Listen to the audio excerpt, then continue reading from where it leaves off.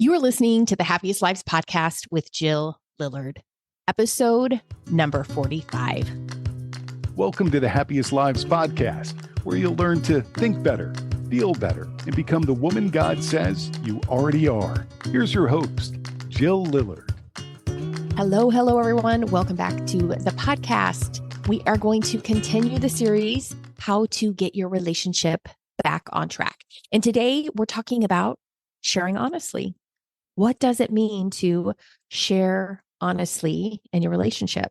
Certainly, it's not saying everything that you are thinking. It's not spewing impulsively all your thoughts and feelings onto the other person, but it is showing up in your relationship in a way that is true and authentic, and where you get to actually show up in the relationship and have a voice.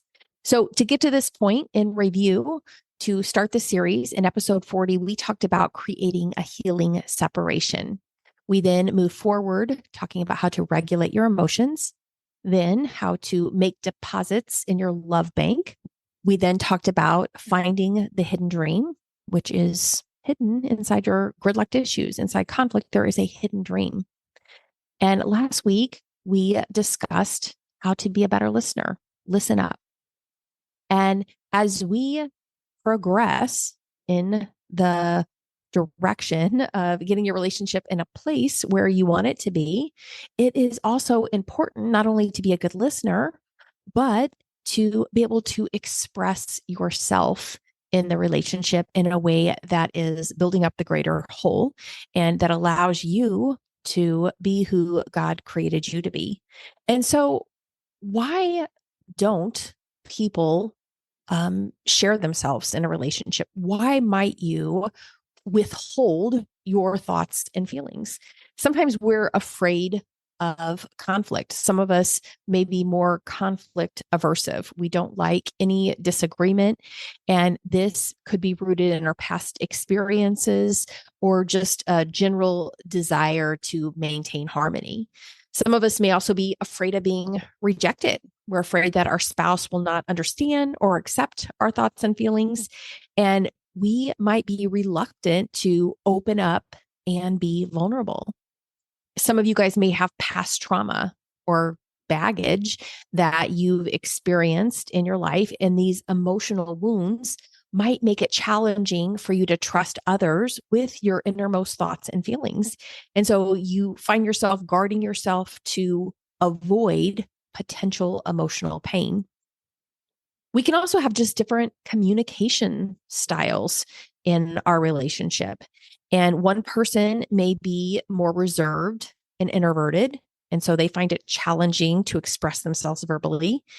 But being able to understand your differences, the different ways you do communicate, and finding alternative ways to communicate is crucial if you want to be able to show up more authentically in your relationships.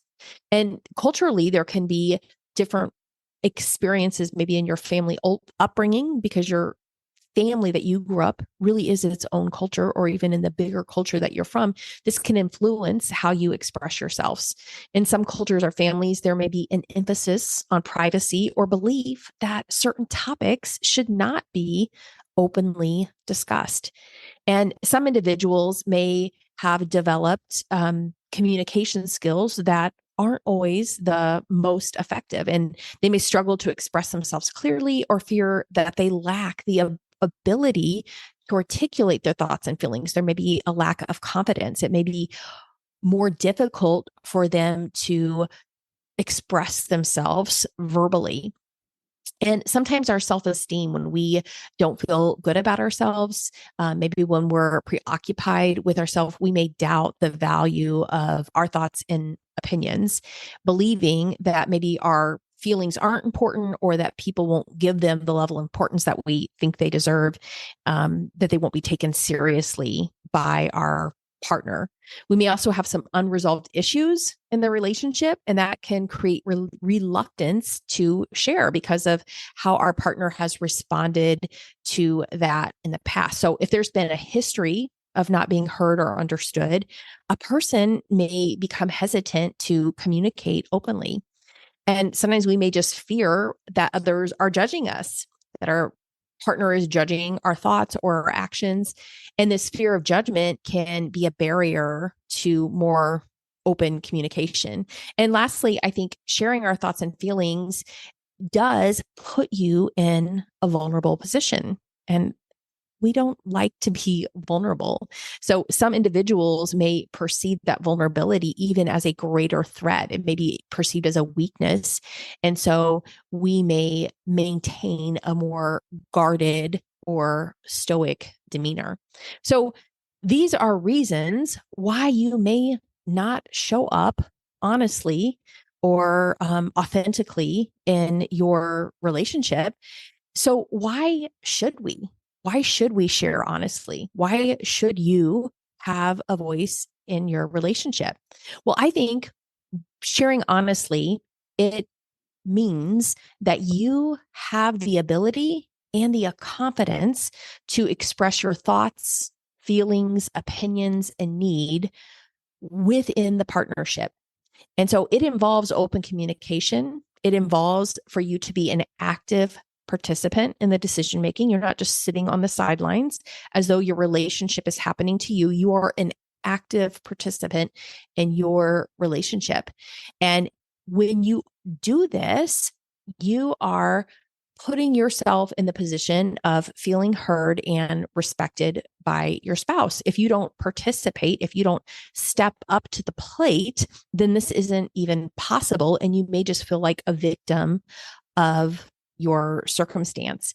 So having a voice, sharing honestly in your relationship is having open communication. It's feeling comfortable to share your thoughts and feelings with your spouse. Open communication creates a space where both partners can express themselves honestly without fear of judgment. And you actively can contribute to discussions and decisions within the marriage. So this can include anything and everything from day-to-day choices to long-term plans, ensuring that both of you have a say in the direction of the relationship. And it's also feeling as though your partner respects your opinion and values your input. So even if you have different views, there is a mutual understanding and appreciation for the other person's perspective and your own perspective. Being able to have a voice is having an equal say in decisions that do affect the relationship. And so this might include financial choices, parenting decisions, career moves, and other significant aspects of married life. So you can also set boundaries in your relationship, being able to assert and communicate your boundaries within the marriage. And so this involves expressing what's acceptable or unacceptable to you and respecting your partner's boundaries as well. And just as I want you to have a voice, you want to also be able to actively listen to your spouse. And we talked about this in last week's episode. And so a healthy dynamic involves this two-way exchange of ideas, concerns, and emotions. Having a voice in your marriage empowers you to be an active participant shaping the relationship. So the person is married to you because they want to be married to you, not some version of who you think they want you to be, because that is not really being you. They're not really loving you for you. They're loving for you for people pleasing and trying to be who they want you to be. So this sense of empowerment comes from knowing that your thoughts and feelings matter and that they contribute to the overall well-being of the relationship. And when you are able to share honestly, you are engaging in a constructive communication during your conflicts. You're seeking resolutions together. And so this involves expressing your needs and concerns, which also is being open to understanding your partner's perspective. Your spouse provides emotional support. When I think about the partnership of marriage, you guys are there for one another to provide emotional support, understanding, and validation of one another. Now, the other person may not always validate you in the way that you are hoping for. You may not feel like they support you in the way that you would like them to. But if you are not sharing your voice, if you're not speaking up, how can they know what they don't know? So I think having a voice means feeling emotionally connected and allowing yourself to be supported in your marriage. And so even if your partner doesn't step up to the plate the way that you were hoping, you are at least stepping up to the plate in a way that gives them an opportunity to be there for you emotionally. And so as individuals and as a couple, you want to be open to growth and change. And so this does require making yourself a little bit vulnerable. It requires us to share honestly. Having a voice allows for you to be able to grow, for the relationship to be able to grow over time, adapting to the needs and aspirations of both partners.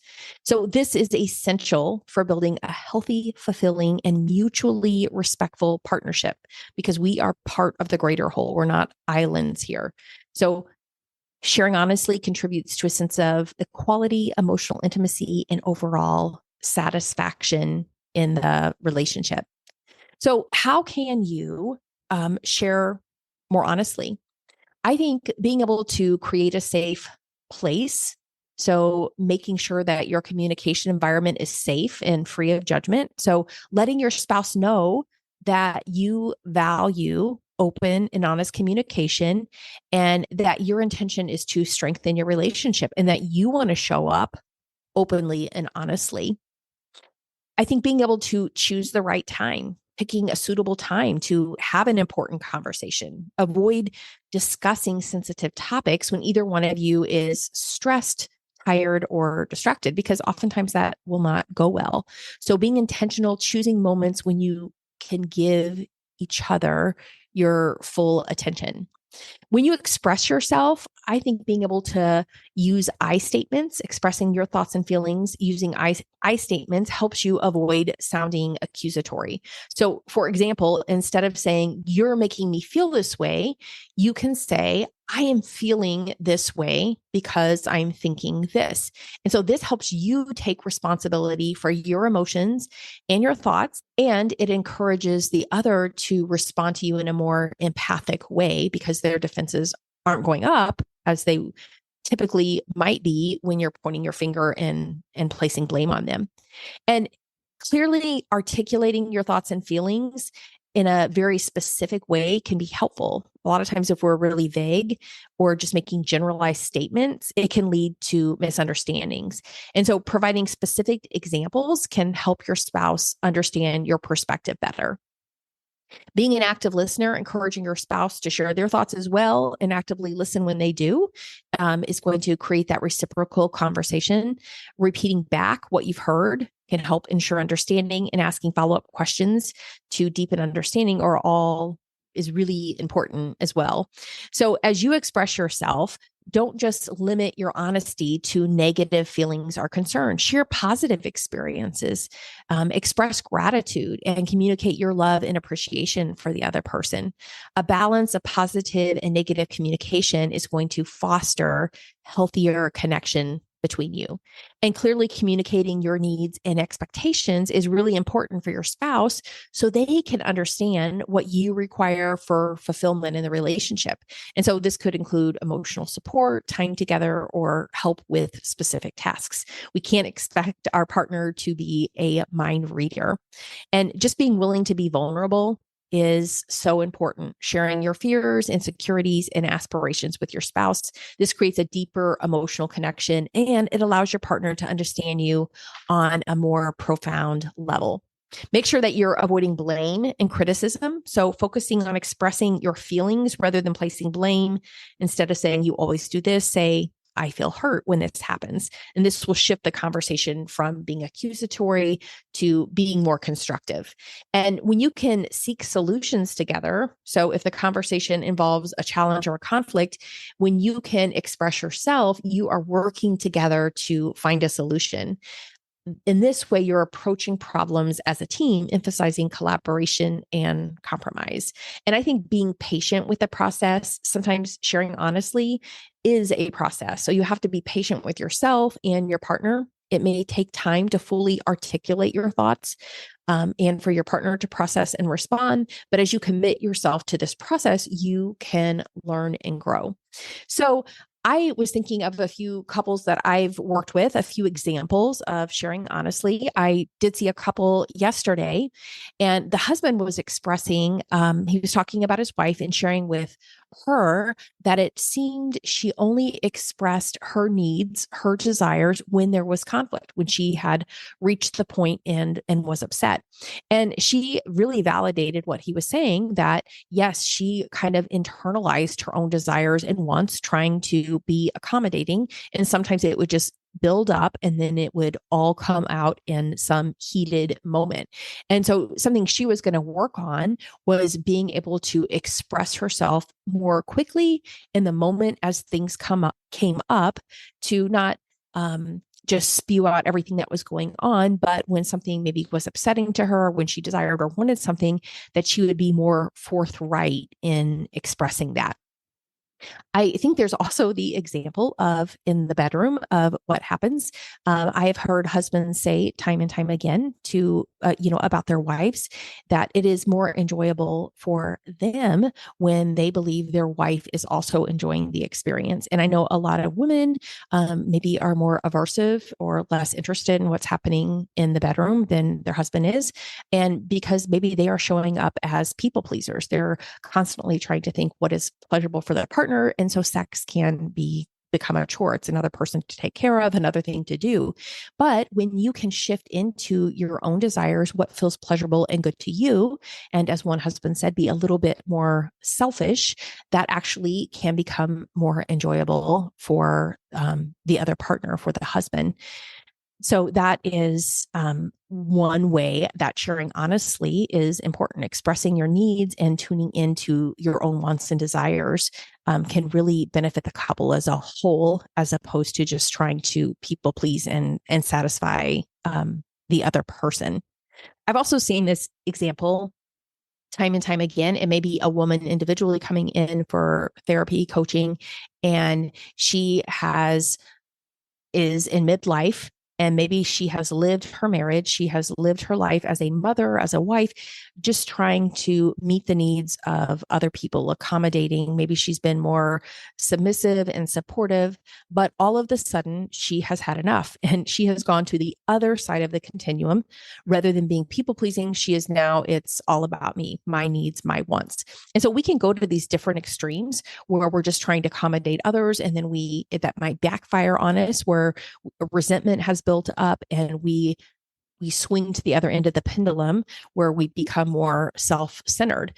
And so neither one of these are a beneficial place. We want to be able to create space for everyone involved, that we aren't just suppressing our voice to create room for another person's voice.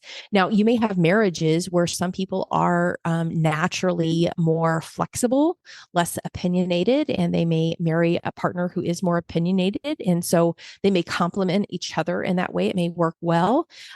But if resentment is ever growing in the relationship, or you're expecting your partner to know things that they don't know because you're not expressing it, then you are really putting yourself in the position of almost a victim, where you feel like your relationship's happening to you. You feel unhappy, you're resenting the other person, and yet that person cannot know what they don't know because you have not expressed that. And so you are responsible for speaking up for what it is that you are thinking, feeling, what your opinion is in that situation. And it's not always being selfish. It really is never being selfish when we're just expressing our thoughts and feelings on a matter. That can be very different than when we are just forcing that it has to be our way or the highway. And that is certainly not what I'm saying when I'm asking us to share honestly. Sharing honestly is just creating space for both of you, two of you in the relationship. So, in summary, if you want to have a healthy relationship, if you want to get your relationship back on track, maybe it's time to find your voice. Figure out what your thoughts and opinions are about things, so that it doesn't seem that your life is just happening to you on default. If you are feeling resentment, if you are feeling disconnection from your partner, then you have to take some responsibility for that and be able to express yourself in a way that is non-accusatory, but that is helping the person deepen understanding of what it is that you're thinking, feeling, and wanting in their relationship.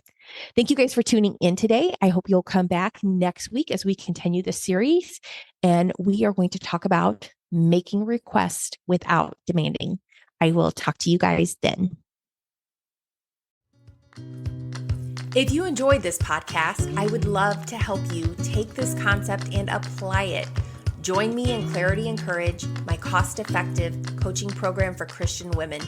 Each month, receive the tools you need to apply the concepts and grow.